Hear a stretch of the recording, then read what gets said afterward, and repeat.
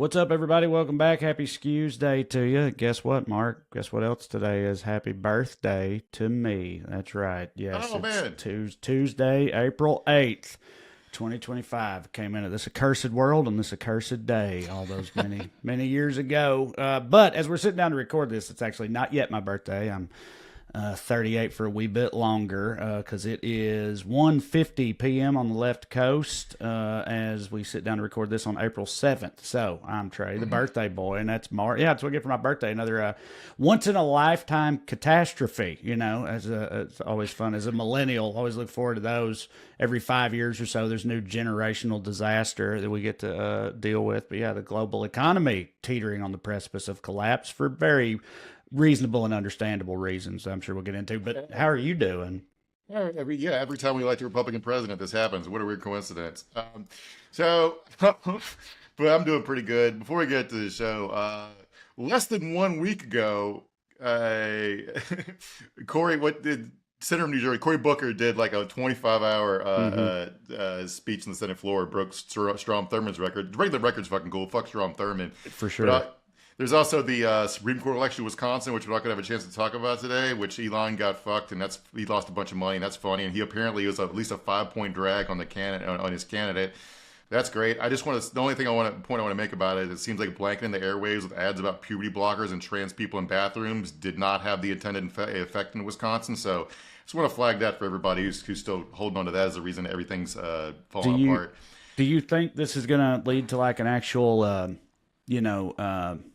what's the word I'm looking for? Like a course correction with Elon from the administration, like a bit of a smackdown for him as a result of this. He appears to have been at least temporarily excommunicated, but I don't know if it's because of that or because of the tariff stuff we're going to talk about, because he is super not for tariffs. Right. Yes. There's also that. That's why he's a big free market guy, which makes sense. Well, considering he's free market when it comes to selling. When it comes to government giving him money, well, he wants money from the government. Yeah. Yes, yeah. Right.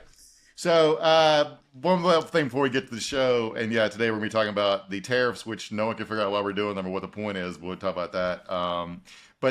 So in Idaho, there's an intra-Republican fight here between a lady who's a farmer and a guy named Ryan Spoon, who's a vice chair of the Republican Party in Ada County. The lady is State Representative Stephanie Mickelson. He called ICE on her, accusing her of hiring undocumented workers, which of course she fucking does. They all do. She does. Yes. Which is her point. She wrote an op-ed for a newspaper calling Spoon a carpetbagger from California who doesn't understand how farming works, which he is. Right. Right. My question about that, so far with this limited information, I would say that she's, spitting, but like, is she herself?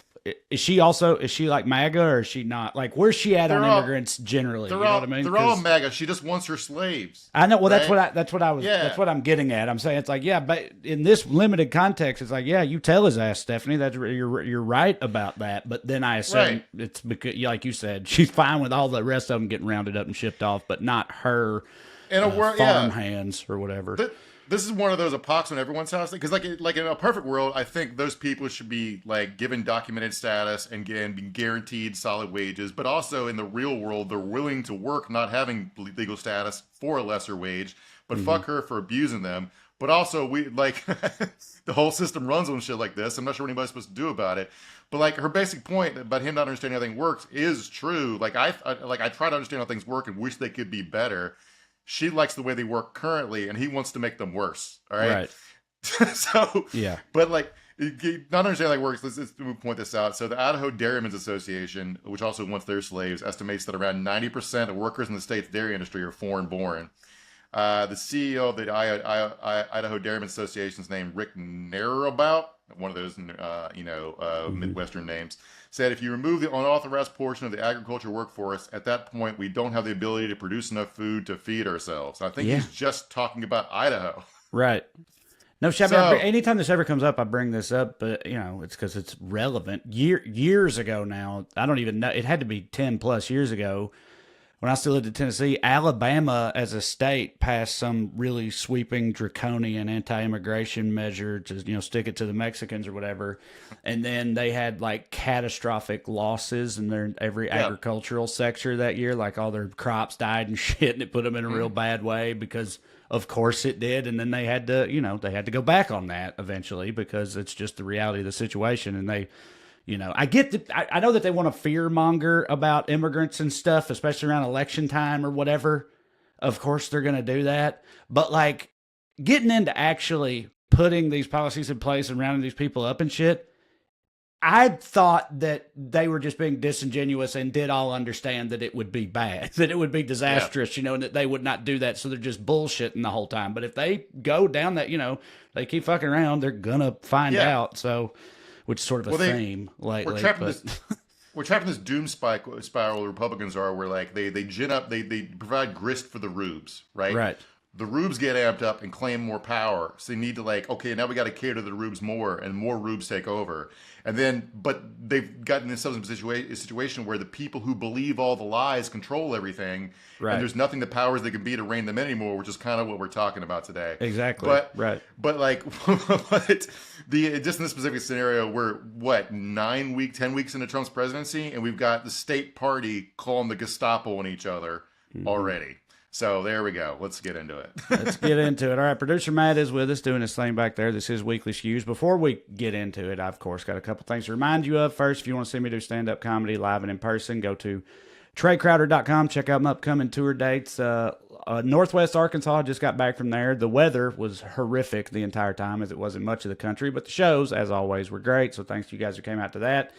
I got Knoxville and Chattanooga coming up with Drew and Corey, my co-founders of the Skewniverse, this weekend. But those shows are sold out, so I hope you got your tickets already. Otherwise, you'll just have to catch me next time. And then we got Oregon. A lot of those shows are sold out too. You guys are hitting for me. Houston, Texas, Vegas, Tulsa, San Diego, and more in the near future. TreyCrowder.com. Also, there's a link on there to my new special, Trash Daddy, on YouTube, which is hitting for people. It's funny. It's a good time. If you haven't watched it, what are you waiting for? Go watch it, please. And lastly, if you enjoy this program and would like to show your support, you can do so by signing up on Patreon. weeklyskews.com/more, or just go to Patreon and search for my name and you'll find it that way too. $5 a month gets you access to 2 full-length bonus episodes where we just do, additional episodes of this show just the way it is. And sometimes we switch it up by taking your burning questions. We call those Skew and A's. Either way, it's just this show, but more of it. So get some more Skews in your life and support the show in the process, signing up on Patreon. All right.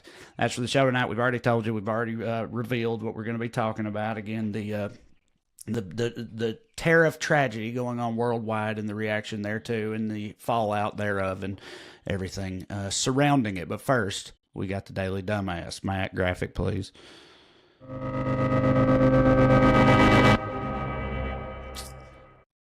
Tonight's DD, the founder of Barstool Sports, for not realizing he's going to need to burn that barstool for heat this winter. Trump has put his tariffs all over the place. It's a wacky formula, new tariffs. And everything's in the shitter because of it. I'm down $7 million. Nice. Okay.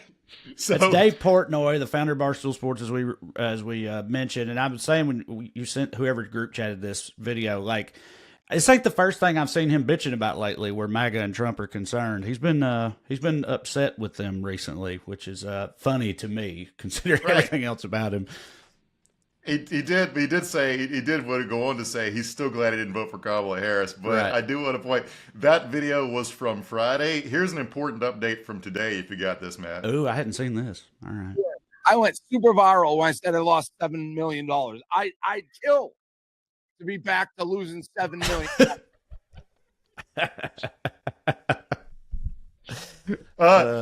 So to give Portnoy credit, he's dubbed today Orange Monday, which to me is a pretty good bit. Pretty good, and yep. Except for the part where it's going to be really embarrassing to us when historians figure out why. It's like, oh, President was a guy who painted his face orange. Not all of it, just the parts you could see straight on in the mirror. And like, Right. why?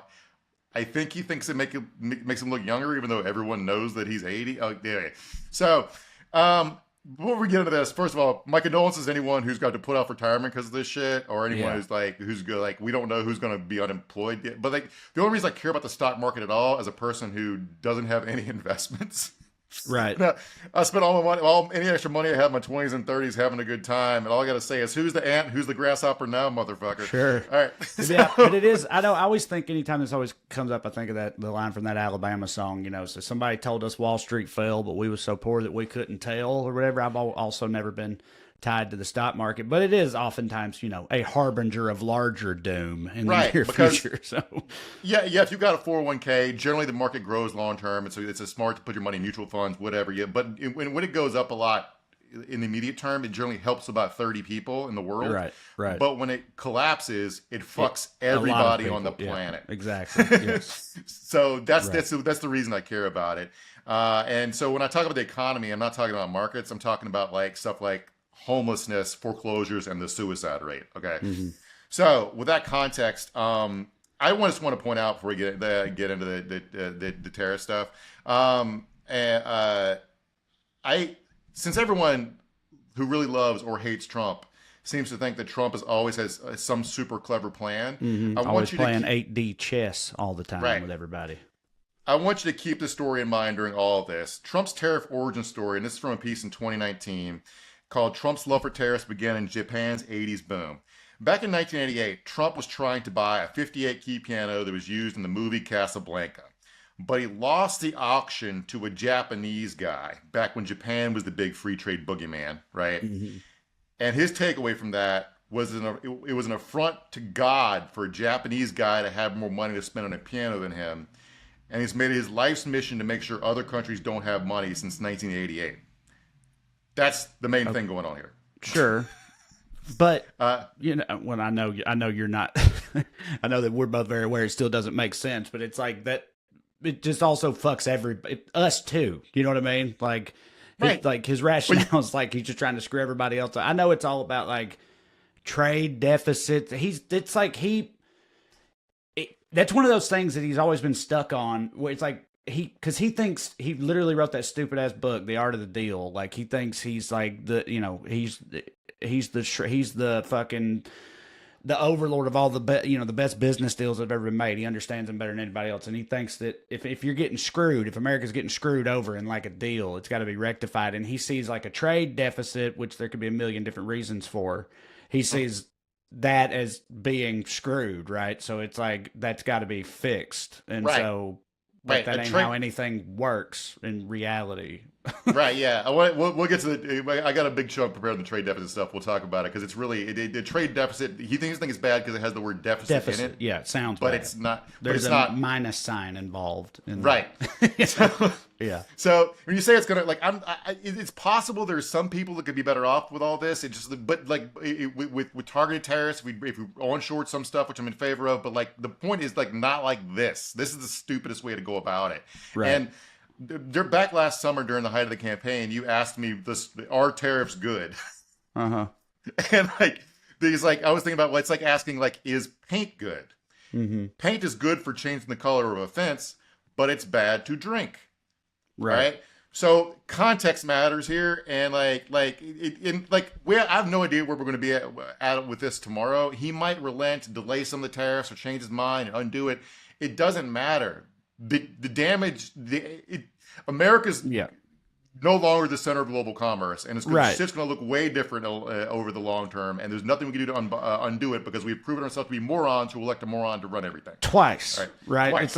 Because it's the first time around, I feel like a lot of the whole world was like, "What the fuck is that about?" But then he didn't win re-election, and if we had not then elected him again, we might have been able to get away with it with all the power and wealth that we wield. But having elected him twice and just watching him as he burns everything to the ground, I mean, our reputation or our standing or whatever you want to call it on the global stage is definitely we've just handed it to China. I guess China's number one now, which is ironic considering how much shit they talk about China, and we've just given it to them on a platter. And they're on a path to being it's like we've chosen the path now, right? Yeah. So it's not that they lapped us or whatever, but the idea that we're always going to have a stronger military in China, I think is a little bit of a fantasy right now because when they have we've defunded all our science and shit, and we don't believe in logistics. So there we go. Speaking of China, they haven't banded together with South Korea and Japan in response to this. They have United Front, which is that's wild when you've got those countries working together, getting up with Japan to do stuff as one, then you've really fucked up. I've seen some people say, like half jokingly, that Trump, though it will ruin America, Trump could end up being a net good for the world if he continues to unite the rest of it against us. Like he's like the most unifying factor we've ever seen for the rest of the globe, just bringing everybody together in opposition to our stupid asses. So I remember reading from a Chinese American who has a relative back in China who's a devout evangelical Christian who believed that Trump was anointed by God to be president of America, but to destroy America, right? To the benefit of Japan. So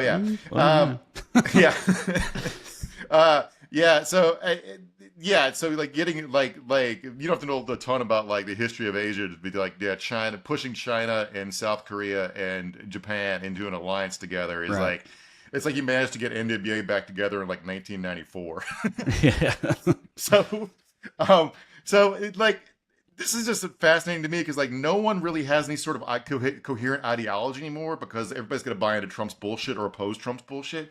But like I think I texted you guys the other day. Like I was walking my dog and I saw a black dude with dreadlocks get out of a jacked up Chevy pickup truck with a "Don't Tread on Me" sticker on the back and skateboard away. Mm-hmm. And I was like, what the fuck is this dude about? Right. Our political parties are that now. Mm-hmm. And like it's like where like I was trying to think of where that guy could be going, probably like to like a Proud Boys offshoot called the Rude Boys meetup. Sure. So like here you're the vanguard of the conservative free trade party destroying global trade in the name of protectionism for unions, kind of, but he doesn't really believe in unions, so he wants low-paid factory jobs, which nobody wants.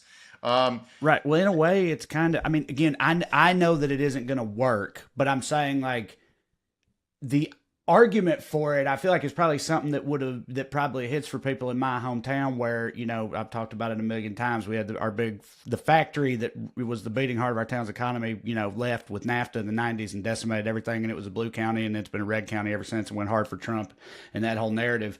The idea that like, oh, these are meant to bring the jobs back, the factory jobs back that like killed our town, that people might hear that and be like, well, hell yeah. But that's, it's just not how that's actually going to work, right? First of all, that would take a long time. Secondly, it's like everything about our economy has shifted. Third, it's like robots work in factories now. Like, it's just none of it's going to actually work. But it's also based upon like people seem to believe the 1950s existed like the drawings they see in cigarette ads from magazines back then. Yeah, Norman Rockwell paintings and shit. Right. A guy shows up at home in a big car wearing a suit from work from his 9-to-5 job, where a pretty wife, they're always white, by the way, a pretty always wife white. meets him in a dress with a casserole. Yes. two boys and a girl, and they have a house with a yard. Yeah, and she's got a whiskey in her hand, and her mouth is closed and stays that way. Yeah, and cigarettes are healthy for your T-zone. Yeah. And so I just want to the fantasy there to where if our overlords are listening is not that people work in a factory. Right. It's that they could support, they could provide a middle class living for their home on one income. Yes, it's not working widgets. They're trying to do the widgets without the one income thing. Without the other part. Sweatshops, American sweatshops. Yeah. So that's a really good point. Yes. But you have no one has any idea. So the Wall Street Journal had a front page this morning where Trump was looking gross and talking about how the tariffs are a catastrophe, yada yada yada, and people were like, "Oh, the supposed left-wing mainstream media is not doing this, but the Wall Street Journal is going hard after Trump. They're not being more left than Trump. They're being principled free market conservatives, right? And you guys can't even see it anymore because everyone's brains are so broken by the fucking internet.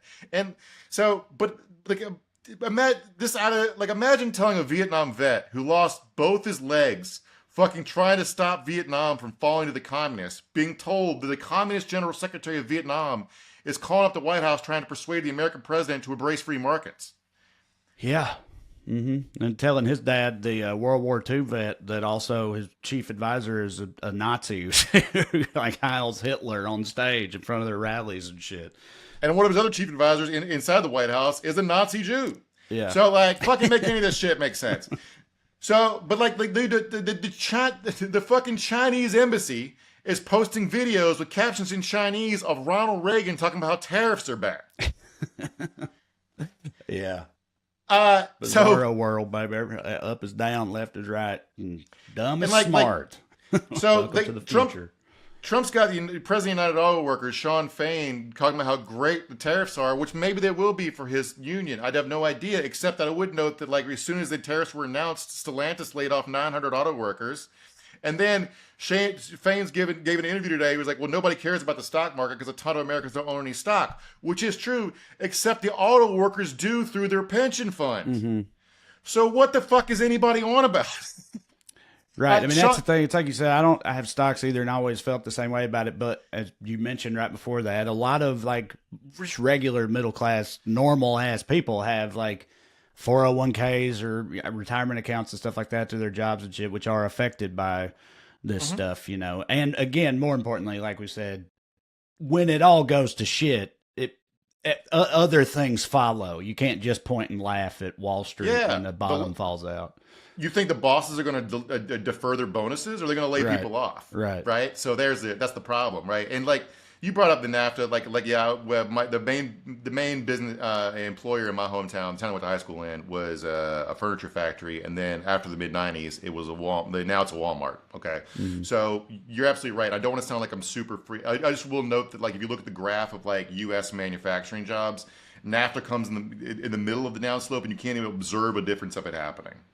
That was happening anyway. I don't really know what Clinton's goals were, but if you told Bill Clinton that that the Republican president in 2025 will be talking like those NWO protesters in Seattle who had the giant puppets during NAFTA, the NAFTA negotiations, I'd be like, what the fuck? The world's utterly broke. Yeah. It just like. So, I do not want to fucking be put in the position of defending Bill Clinton. I will point out that America in general is a lot richer than it was in the 90s. The problem is no one's sharing the fucking money. Yeah, right. So like the problem, it's not, we do not want to necessarily want to put the factory back in Salina or Appomattox. We want to share the wealth so Appomattox and Salina can still have good schools and jobs programs, even if the factory isn't there. Preach. So, absolutely, yeah. I mean, really, like you said, the factory part wasn't the part. It's, hell, that would be utopic. If you didn't have to work at the factory anymore, but your life still hit. Like, right. That's what's up. Nobody wants to people imagine all these MAGA influencers, by the way, make their living podcasting and selling supplements. Like, oh, this America's broken as men don't feel like they make anything anymore, so you go work at the factory. You're not woodworking at the fucking factory doing stuff that's fulfilling. You're putting a piece of metal in the thing and watching it get bent, then moving it, doing that repetitively all day. It's like, fuck. No one wants to work in the factory is what I'm saying. And like anybody trying to bait you into wanting that is fucking lying to you. And again, they make their living blogging, podcasting, lying. All right. So we say that as podcasting is the most dignified profession, of course. Of course. Yes. So like one other reason I want to say is like I'm not super pro free trade. I don't think it's great that a bunch of children and people, and also adults, work in sweatshop like conditions in Vietnam, making our sneakers and our clothes. Right. But I don't think the solution is like, well, instead we should put American kids in the sweatshops. Yeah. So like I don't think that is actually the solution anybody wants. Which is probably why I'm sure you saw one of them. Was it Lutnick or one of them? Like literally said that, right? Did you see that clip? They didn't say sweatshops, but he said like, imagine a world where all those little hands are tightening screws on little iPhones, but that's happening in America or whatever. And it's like, dude, that's universally regarded as hellish conditions, I thought. But they want the children to go back to work anyway. They've been after that for a minute. Their pitch is we need to onshore the Foxconn factories with a suicide nest to keep them from dying when they jump off the building because they make them sleep at work. That's the sales pitch, and people are falling for it.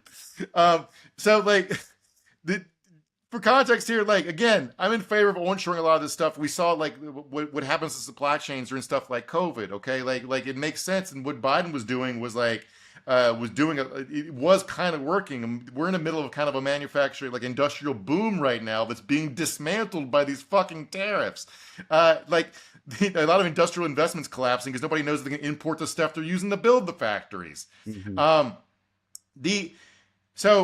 let me give you an example of what I talk about by trying to onshore everything immediately at gunpoint, like at economic gunpoint, feels absolutely insane. Okay, and not just because you literally cannot farm palm oil in Connecticut, you can't Right. do it. Yeah, I've seen people use the example of coffee because Americans love coffee, right? And the only place in America you can grow coffee is Hawaii, I think. And they think have so. one coffee company there, Kona, which is like Yeah. 0.1% of the coffee market. So, and It's a high end expensive coffee too. right, It's yeah, like boutique. Like so, it's delicious by the way. One of the times I've had it, but like so like an example of like what onshoring looks like for some of this stuff. Okay, so like China manufactures a lot of our pharmaceuticals, right?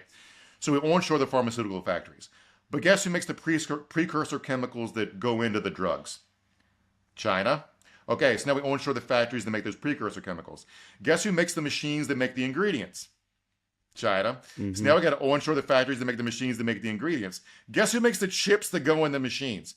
So for this plan to work, we need a machine that builds itself, contrary to the laws of thermodynamics, and we need it tomorrow. right. Yes. Yeah. You need for every step in the process we're not prepared for. No. And you can't coordinate it in a realistic way to make that feasible either, just because of the way reality be. It's just not Yeah. something you can do. It's also like there is such a thing as competitive advantage where they don't see, which they literally a conservative lawyer was trying to ask, well, how's competitive advantage like affect like free overseas markets? It's like, you mean like because America can't grow bananas, so we trade stuff to South America for bananas, and what we have to trade is money, and that's what happens. But like Right. Some Yeah. countries do things other than other countries. Right. Yes. We have yeah, I know that like we were saying earlier with the trade deficits and whatnot, like we get like gems, diamonds and emeralds and shit like that from like poor African countries, right? Because we live in a prosperous country where we can waste money on pretty rocks or whatever that they cut kids' hands off to incentivize them to mine over there. And I don't think you can just put a diamond mine and fucking mine in Arkansas or whatever. No. But also those people, they don't make money doing that. They just do it so they don't get their fucking hand chopped off. So they're not then ordering like planes or whatever that we make here. So, you Yeah. know, we're just sending them money and fucking, and they're not. Yeah. And it's like, but that's just the way it all works, you know, One like of the- it doesn't. Yeah, one of the countries we tariffed was a tiny African country by the name of Lesotho. We hit them. I think they get the highest tariff we could hit them with out of anybody. All right, and because when they plugged in the super math formula we'll get to, is like they sell us $100 million worth of diamonds a year for money, and they have an average daily income of like I think $5 a day. Okay, Right. so we have a huge trade deficit to them because they don't Right. buy anything from us because they have $5 and Right. we get $100 million worth of diamonds. So our solution is we need the people of Lesotho in order to get this tariff wiped out. They need to buy more Microsoft software. Right. Yeah, that's what I'm saying. It's nonsensical. You know, it's also, Right. again, even with the current relationship as you outlined it, like we being America are the country in the better position of the two, like very obviously. But You we're know, getting ripped like, off it's by not Lesotho. bad. I know that's Right. what I'm saying. It's like it isn't even we're not in a bad position right there. We're in the superior position in the dynamic you just outlined, but because it amounts to a trade deficit, Trump is like, well, this will not stand or whatever. Right. I don't know. It's insane. And by the way, there are many historical examples of tariffs mixed with government planning and industrial policy producing prosperity for the nation that implements them. But what happens when 40 years of government is bad propaganda leads you to doing one without the second step? Right. We're about to fucking find out, I think. So this is the most there is no plan I've ever seen in my entire fucking life. Like, just an example, you talked about the 8D chess thing. Like, we've lost $10 trillion in market capitalization to fix a $1 trillion trade deficit. This is not 8D chess. This is an orangutan sticking a bishop up his asshole and smelling it. Okay. Yeah. Right. So let me ask you, I've seen people say, and I'm sure this is part of this thing, you're trying to make sense of it, that it's like, it's just it's like a wealth redistribution. It's a regressive tax on, it's just a sales tax effectively. So it's reorienting like tax policy towards working and middle class people and fucking them over at the expense of the rich people, which I mean, I know that it is, but also the rich people are the ones that have all this shit in the stock market, which just plummeted, right? Like Dave Portnoy's rich. He's crying on fucking stream every day about the millions of dollars he's losing. So it's like, it just seems like it's bad for both of them, at least at this stage. So I don't understand, any of it. I don't understand any of it. So nobody has any ideology more like, so as CNBC anchor, the business and markets are great sort of channel, a guy was really angry saying this is a tax cut for the wealthy at the expense of the poor, which it would be if goods got in for them to be bought. Mm-hmm. I don't think goods are going to get in to be bought. So it's really going to be nothing about nothing. It's just there's not going to be any stuff to get. There's not going to be any stuff to get. Yeah. Stuff to sell. So anyway. They just set however many billions or trillions or whatever of dollars just on fire, like a la the Joker in the Dark Knight movie. And this is just purely Mad King shit. It's Emperor has no clothes times a million. Except when the Emperor didn't have any clothes, all you got to do is look at a guy's gross old dick. Mm-hmm. Right? This is just, we got to look at a guy's gross old dick and also not have food to eat. Yeah. Right. Did we get out farcical this at the Rose Garden ceremony where they announced all this dumb shit? Trump brought up how his trade policies are working because we got the price of eggs down. He got the price of eggs down by speed running in the importation of a bunch of eggs and liquid eggs from Turkey because they weren't tariffed. That's why the prices came down. Right. Yeah.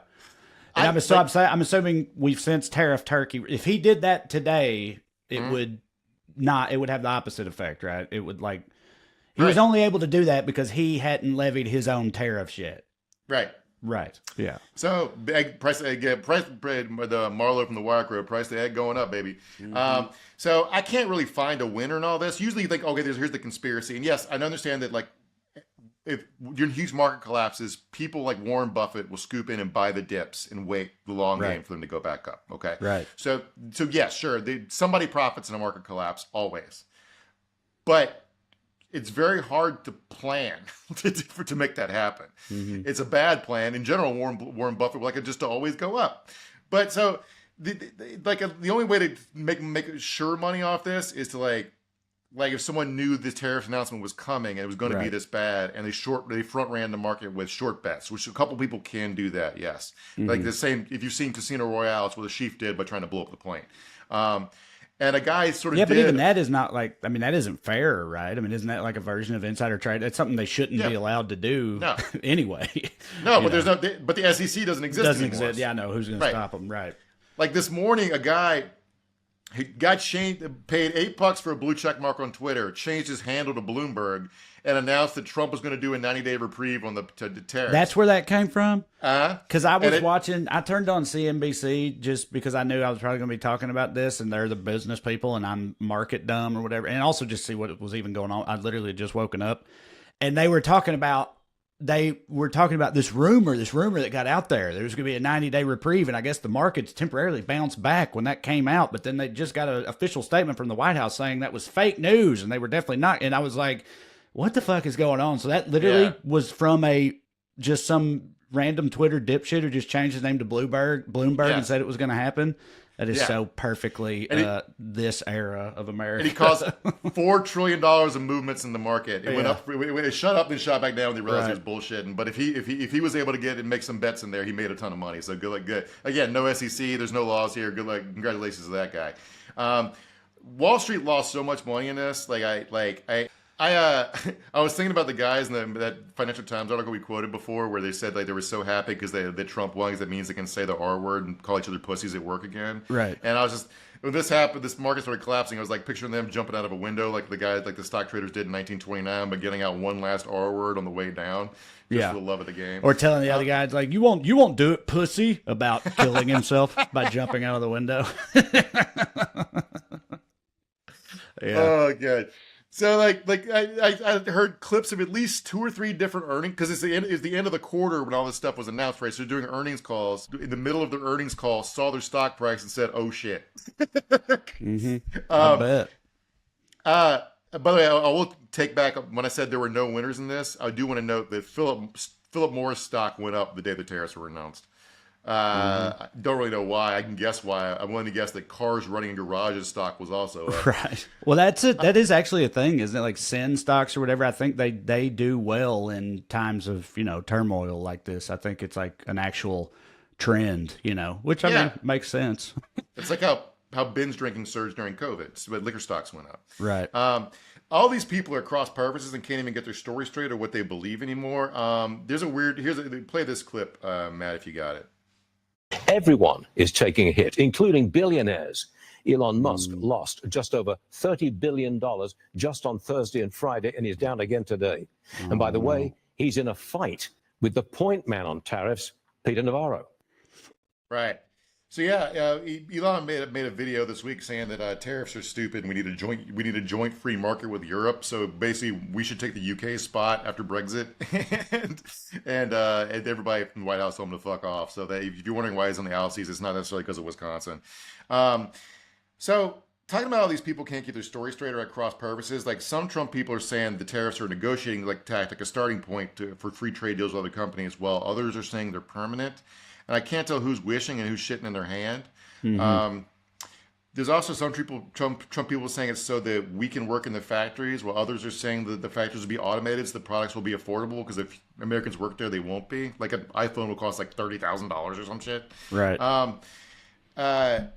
But no one's answered the question, as always, just like with AI stuff, if no one works, who's buying the fucking products with what money? It's the part that never really makes sense to me when it comes to their general philosophy. They seem to just, I don't know, be ignorant to it or not care. I guess they're just like, we'll just either enslave or kill them all. It'll be fine. But then it's like you said, but there's You still got to... the customers? You still got to sell the thing that you're making, right? It's like people, even just the whole idea, even like trickle down, is like just such transparently bullshit as an idea, because it's been pointed out a million times. You give those people more money and they just put it in some fucking hedge fund or whatever. But if you give money to regular people, they go buy the fucking things that these rich people's companies sell, and like, you need those people. It's like I used to always, when I was a server, the church crowd on Sunday would come in and be shitty and judgmental and say we should be in church instead and not working there. And I was always like, internally, of course, I didn't say anything. I was always like, somebody's got to bring you your fucking chicken tenders, you asshole. Like, you want this, someone has to do it for you. Like, but anyway, people are just dicks. Yeah. Henry Ford was literally a Nazi and paid his black employees a fair wage, because he said, well, who's supposed to buy a Ford if my employees can't afford a Ford? Mm-hmm.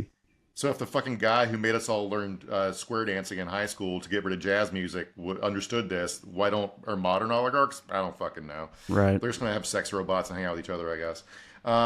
So Scott Bissett went on TV and said that his idea is like, oh, well, we need to have the factories because of all the federal workers we fired can go work at the factories. So we've got all the PhDs you laid off who were doing like research into like renal failure can go work at factories making phone cases, which is like, that's literally Maoism. That's the Cultural Revolution. We're doing the Cultural Revolution in America now. We're getting rid of the academics and making them do labor. Yeah. Well, I'm just glad they're not Khmer Rouge-ing us yet, if I'm saying that right. Where they killed people with glasses. Yeah. That's easy enough to disguise myself, though. I just want to see. Sure. Yeah, I sound very dumb, so maybe that'll assist me when that day comes. All right. So they're also saying the tariffs are meant to replace the income tax, but if you're using them to onshore the manufacturing process, there's no tariffs being paid. Yeah, exactly. Right. So which is it? It's like, yeah, it's supposed to replace the income tax, but I thought ostensibly the whole idea is that they're like a deterrent to like initialize this other thing that you want to happen.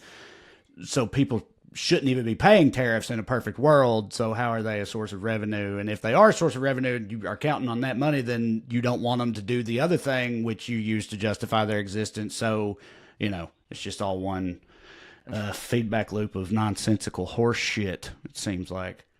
Yeah. As Trey sort of explained earlier, like a trade deficit is just basically if you buy more stuff from another country than they buy from you. Right? Mm-hmm. Pretty straightforward. Which, again, there's a million reasons why that might be the case in any given relationship. We already outlined one with the African country we were talking about earlier. Like, it doesn't make it bad, like, at all for either side. It's just the reality. You're never going to have...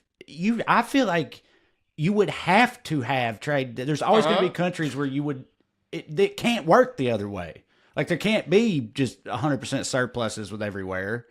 on Yeah. account of how math and numbers and shit work. I think so. Or just preferences. What if I don't fucking want to Preferences. eat Canadian bacon? Right. Or just the reality of where things come from, like with the coffee or whatever. You can't just make things be from somewhere they're not from or whatever. So you get that from a place where it's from, and we send them something that they ain't got. And it's just how it's, I don't know. It's all very elementary, you'd think. I don't know what the problem is. The only way to make it 1-to-1 is to go back to a pure bartering system. Right.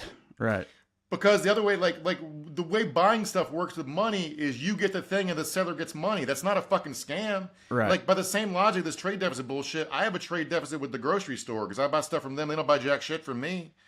Right. So, and to state the obvious here about how like they think we're getting fucked, but the reason rich countries have trade deficits is because they have more money to buy stuff. That's what I was saying earlier about the whole Lesotho thing or whatever. It's like, again, we're in the superior position that we're the rich country with people in it that have disposable income to spend on fucking shiny rocks, right? That you put, like it, because we're in a spoiled, privileged, prosperous position, right? So we're not getting fucked over by the country where the rocks are in the ground. Like, it's crazy. It doesn't make any sense. Like, yeah, like the biggest hittingest countries, I assume, all have many, many trade deficits because, like I said, they got more money to spend on shit that they don't even need but want.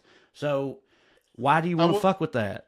I will even note that his trade deficits are exaggerated because he doesn't include services in there. And in the United States exports a lot of services. Right. So like the even then, like it's not the trade deficits aren't even as imbalanced as pretending they are. Okay. But the only way to rectify this trade deficit problem is to try to force Cambodia to buy more Ford Raptors or something. I don't really understand what the fucking plan. So also, like, besides the fact that it's a stupid idea based on bullshit, excludes services. He described the tariffs as reciprocal and just pretended that other countries have a very high tariffs on American exports, which they do not. They just don't. So he's just fucking lying to justify a stupid idea. So how does this math even math? And this is where it gets even dumber, okay? Oh, good. When he announced the tariff rates, analysts, let me quote here from the story from Wired. When Trump announced the tariff rates, analysts were pretty stunned by the fact that the figures didn't seem to make much sense. Until a financial journalist figured out that the Trump administration hadn't calculated tariff rates at all, as they said they had, and instead just taken the U.S. trade deficit with a given country and divided it by that country's exports to the United States. As the financial journalist put it, it's extraordinary nonsense. And the day they announced this, at 11 a.m., they had a meeting to discuss how they were going to do it. And it feels like they hadn't done any homework before that point. Because then apparently what happened was someone went off and asked ChatGPT, how do you do tariffs on a country? And it spit out this fucking formula. So people figured this out because what they did was they were like, let me confirm my suspicions. And a bunch of people went to ChatGPT and asked it, quote, how to impose tariffs easily. And they gave you the exact same formula the White House is using. That's a bad look. So they had a Doge intern go to ChatGPT. That's what I was about to say. I'm sure it's some big balls-esque 19-year-old who was tasked with doing that. Where else is it going to go other than ChatGPT? Here's what it looks like when you ask ChatGPT the question. You go, what would be an easy way to calculate the tariffs? What would be an easy way to calculate the tariffs that should be imposed on other countries so the U.S. is on even playing fields when it comes to trade deficit? Set the minimum at 10%. And it gives you the exact same formula that the Trump administration is using. We have our first AI global disaster is what's happening. And all the different AIs, for whatever reason, have the same stupid idea. If you ask all the different publicly accessible ones, including Grok, the caveat, if you ask DeepSeek, the China one that is kicking everyone's ass, China, it did give you the same formula that the Trump administration is using, but it added a caveat saying this is a stupid idea, don't do it. So China stays winning. So another way ChatGPT did it is because they sanctioned a bunch of different fucking random islands and rocks that are territories of like legitimate countries. Yeah, I was hoping you'd get into this part and make sense of it for me as you did, because yes, I kept hearing that. It's like we tariffed almost everybody, including uninhabited islands filled with nothing but penguins. So we put levied tariffs on penguins and stuff, which is of course we're gonna talk about the penguins. Yeah, but not Russia, Belarus, Cuba, North Korea, right? We're like some of the only ones left off the list, and we say it's because there's sanctions on them already. Anyway, Who is and is not on the list? I was hoping that you specifically would I get saw into the same that, list Mark. you did: Russia, North Korea, Cuba. I like, which is like everyone's like, oh, he's in Russia's pocket, sure, but why? Like Cuba, I don't know. Like it's just like we don't import shit from Cuba really anyway. So what's the fucking point? Well, that's what they said, but then that makes it look weird at a place where we ain't importing shit from the Penguins either. Do you know what I'm saying? So like, Right. But that's more evidence that it's ChatGPT. Okay, so like Okay. how computer sees the world, right? Okay. A computer sees countries as eminent domains, internet domains. The reason the Trump tariff schedule included a quote nation that consists of uninhabited islands is the organization that handles protocols for handing out internet addresses based on the national origin of the web address is very liberal about handing them out to avoid conflicts about who exactly counts as a country and who controls what territory, right? So like a lot of these uninhabited islands are kind of disputed territories. Like for example, like the Falklands in the 80s. Right. Okay? Yeah. So like, but they even fucked up because they wanted to tariff Taiwan. So they went in manually and ignored the fact that the country that hands out internet domains does it to like try to not take sides in who belongs to what. The Trump administration is the first American administration in forever to recognize Taiwan as a country. Mm-hmm. And they did it by accident because AI told them to. To fuck them over with tariffs. Yeah. Right. Yeah. And under on this list, like the list of tariffed countries, you'll find British Indian Ocean territory, which is also known as the Chagos Islands. Nearly all the humans currently on these islands are U.S. military personnel at Diego Garcia military base. Diego Garcia base. So Trump just imposed tariffs on our own military base on territory we lease where the only residents are U.S. military because the computer told him to. Mm-hmm. I doubt they export anything to us, and they probably get their imports directly from U.S. cargo flights. But like, so nothing's going to happen. But this should be fucking embarrassing and stupid. But nobody feels stupid anymore because whatever. So yeah, so Jack Tapper asked Brooke Rollins, the Secretary of Agriculture, about the penguins yesterday. Let's listen to him talk about it. Why are you putting import tariffs on islands that are entirely populated by penguins? Well, I mean, come on, Jake. Obviously, here's the bottom line. She pivots to going back to some other answer because this is so stupid she can't fucking defend it. Okay.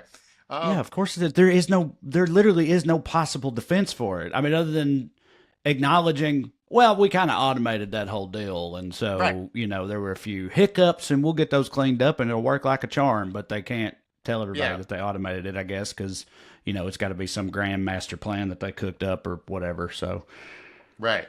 And she went on to say the people leading this are serious, intentional, patriotic, the smartest people I've ever worked with, which might be true because she was the policy director for then Texas Governor Rick Perry, most commonly known for Dancing with the Stars. So she might actually be telling the truth there.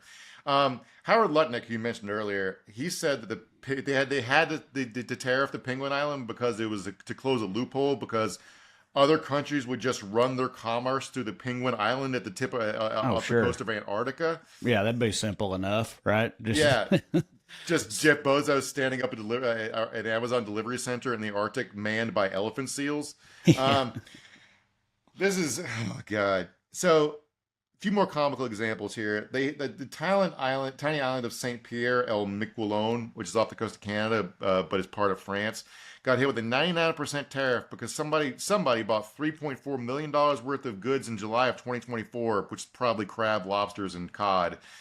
And the 6,000 people that live there only bought $100,000 worth of U.S. products. So the trade deficit looks fucking severe. But so like the solution to this problem is we don't get to eat cod. One of the highest, we already talked about Lesotho, which was hit with 50% fucking tariff rate because we buy diamonds from them and they don't buy Buffalo Bills jerseys from us or whatever. Yeah, right. I want to quote here from Derek Thompson, The Atlantic. He said, quote, "The notion that taxing Lesotho gemstones is necessary for the U.S. to add steel jobs in Ohio is so absurd that I briefly lost consciousness in the middle of writing this sentence." Right. Well, that is another thing, sort of, right? It's like there was talk about tariffs for a long time, and it was focused on like Canada and Mexico and stuff. And it's like, these are our allies. What this makes no sense. What the fuck are you doing? But it being on almost literally everyone, like it did kind of come sort of out of nowhere, right? Like it was, Like Liberation Day, like people did not know it was gonna be like this, right? Because No, it's like so the market- insane and nonsensical that you would ever do it in the first place. Well, dude, the reason the market didn't collapse when he announced there was going to be Liberation Day is they assumed it would be like somewhere around 10%, and it'd be like there'd be a bunch of caveats and carve outs. And then when he announced how bad the tariffs were, they still didn't drop enough as they would if they thought he was being totally serious, because they still don't fucking believe him. Right. So the real drop has not happened yet. The tariffs have not kicked in, and the markets have not priced in the tariffs being at this level. So, yeah, I mean, it's real, getting real fucking stupid out here. I'm not sure when Wall Street will believe him. Probably when they're all dead. So I want to play this fucking clip of Howard Lutnick here talking about beef. I mean, the European Union won't take chicken from America. They won't take lobsters from America. They hate our beef because our beef is beautiful and theirs is weak. I mean, the European Right. Union. So the reason Europe doesn't take our beef is because they don't like how much hormones and antibiotics we inject into it. Okay? Sure. Which, fair. Mhm. But I don't really know the science behind it. I think it's probably fine to have some of the antibiotics and some of the hormones, if it's cruel to the cattle. Maybe that's the reason why. But either way, Yeah. they're making noise about how like Australia doesn't import our beef.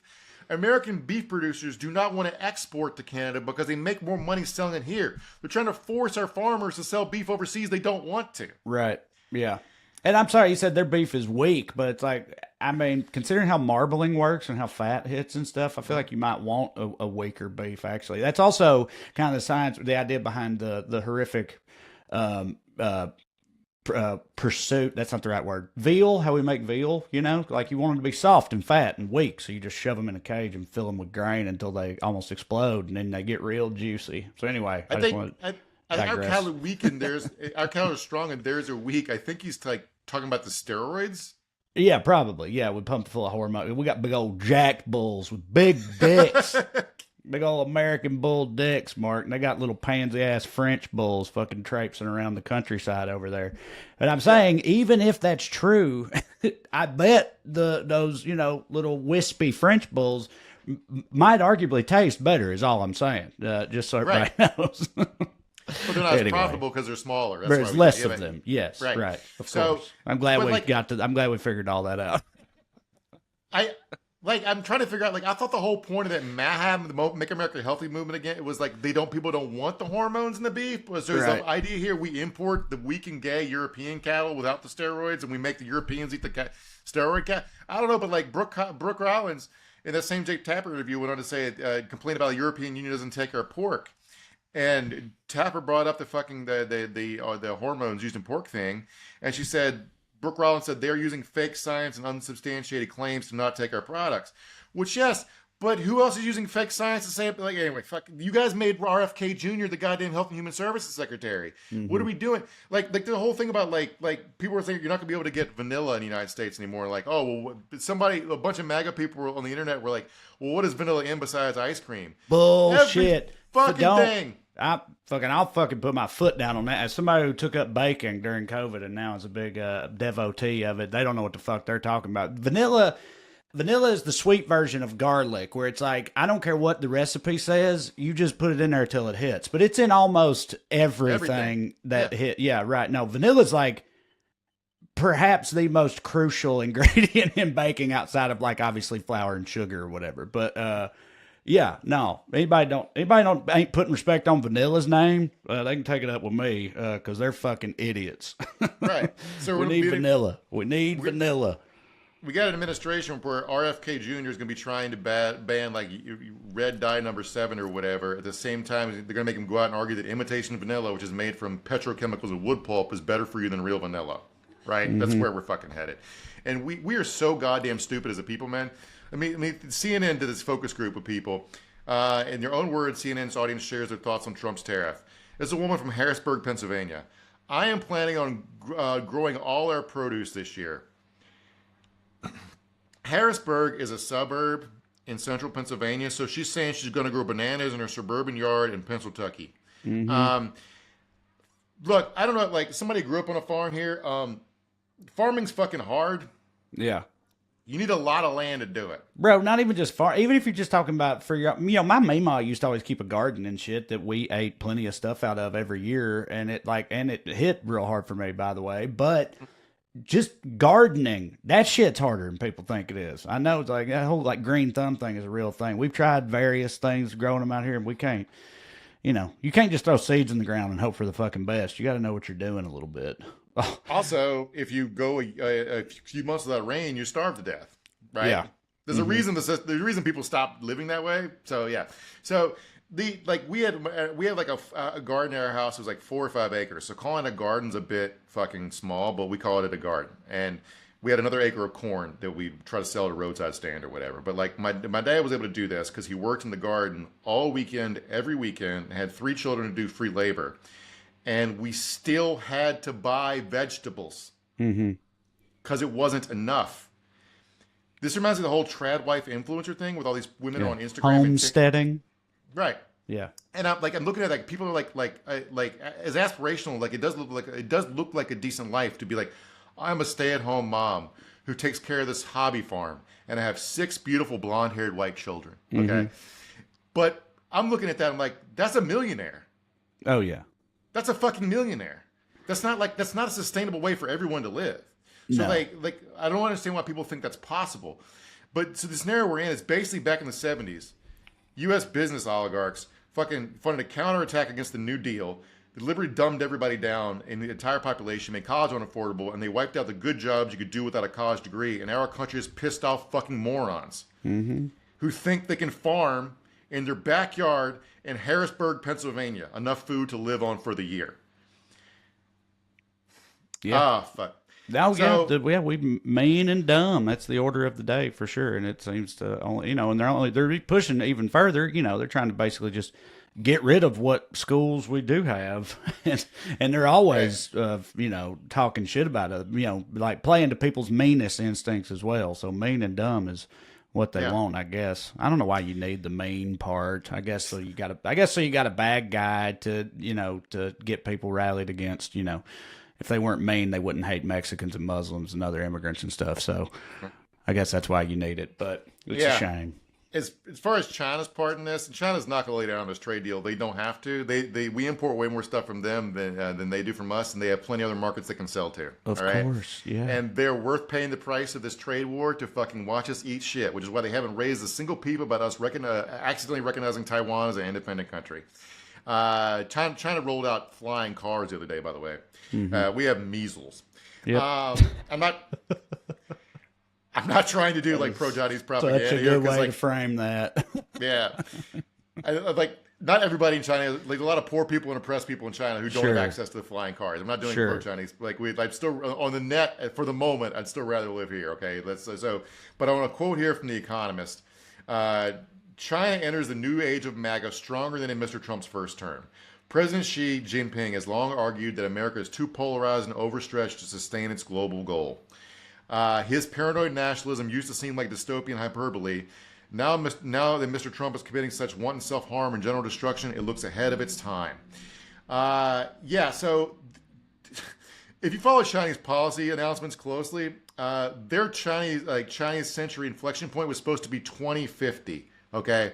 The 25-year difference between 2050 and now is the gap between their belief in American competence and America's actual competence. Right. Yeah, they overestimated us. Didn't realize how dumb we could be, dumb and incompetent. To be fair, I didn't either. Do we have a couple more minutes? I mean, I've lost track. Yeah, we got not really. We got like a minute left. So, do you want to just close it up, or do you want to mention something? I want to mention one last thing here in case you think any of these people are smart or know what they're doing. Howard Lutnick, the Commerce Secretary, we talked about a few times today. He came up at Cantor Fitzgerald, started there in 1983, worked his way up to CEO. She's like, oh, he knows what he's doing. When he left Cantor to become Trump's Commerce Secretary, the people he put in charge of the company were his 2 sons. One of them, Kyle, in his 20s, used to SoundCloud rap under the name KXTZ. Mm-hmm. So if you have money at Cantor, it's run by a guy who thought it was a wise time investment to rap at Stanford. And his dad, the guy in charge of the U.S. Department of Commerce, thought that was a smart hire. And I want everyone to disabuse themselves of the notion that any of these people have any fucking idea what they're doing. Nope. It's fail sons all the way down, baby. Yes. Anyway, all right. Well, thank you guys for watching. Hang in there. All right. We'll see. I will document how it goes as we head further down into the the depths of this hellscape. But we appreciate you watching. Like I said, go to TreyCrowder.com and check out my upcoming tour dates and my new special, Trash Daddy. Come and see me on the road and watch that there on YouTube. Support the show by getting more of it when you sign up on Patreon, weeklyskews.com/more, or search for me on Patreon. $5 a month, 2 full-length bonus episodes. But either way, if you keep watching on Skews, then we'll keep showing up. We'll see you soon. Love you. Bye.